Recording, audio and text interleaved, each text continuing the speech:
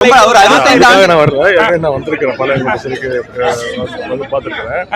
இன்னைக்கு எங்களுடைய சட்டமன்ற உறுப்பினர் அண்ணன் மார்க்கண்டேயன் அவர்கள் வந்து தெரியும், கிட்டத்தட்ட 8 நாட்களாக சிறையில் அடைக்கப்பட்டிருக்கிறாரு. இந்த அரசை வந்து தவறாக பேசிட்டாரு, அவர் மீது வழக்கு போட்டு ஒரு மிரட்டுகின்ற பணியை இந்த செஞ்சு கொண்டிருக்கிறது. எங்களுடைய தலைவர் அறிவுறுத்தல் அவரை சந்தித்து அவரை நலம் விசாரிக்கிறதுக்காக அவர் பார்க்கறதுக்காக வந்தேன். நானும் நம்முடைய முன்னாள் அமைச்சர் ஈராஜன் அவர்களும் நம்முடைய சட்டமன்ற உறுப்பினர் அனிதா ராதாகிருஷ்ணன் அவர்களும் போய் நேரில் அவரை சந்தித்து நல்லா விசாரிச்சுட்டு வந்திருக்கிறேன். ரொம்ப தைரியமாக இருக்கிறாரு, மகிழ்ச்சியா இருக்காரு. தொடர்ந்து திமுக உறுப்பினர் வழக்கு பதிவு பண்றாங்க, எப்படி பாக்குறீங்க சார்? தொடர்ந்து அனிதா ராதாகிருஷ்ணன் தொடர்ந்து இப்ப இவங்க பண்ணிருக்காங்க, அது எப்படி பாக்குறீங்க? இது அந்த அரசனுடைய எதனுடைய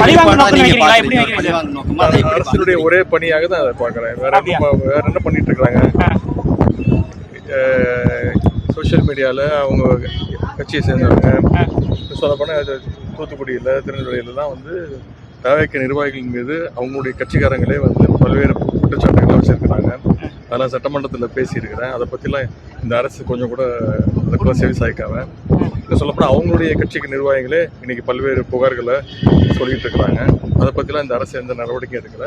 முழுக்க முழுக்க திராவிட முன்னேற்ற கழகத்தையும் எங்களுடைய சட்டமன்ற உறுப்பினர்களையும் அண்ணா திராவிட முன்னேற்ற கழகத்தின் சட்டமன்ற உறுப்பினர்களை வாங்குவதிலும் சோஃபா கொடுத்து, உங்களுக்கு தெரியும் நான் யாரை சொல்கிறேன்னா உங்களுக்கு தெரியும், அவங்க தான் சொல்கிறேன்னு இந்த பணிகளை இந்த அரசு முழு நேரமாக 24 hour ஜாபாக செஞ்சு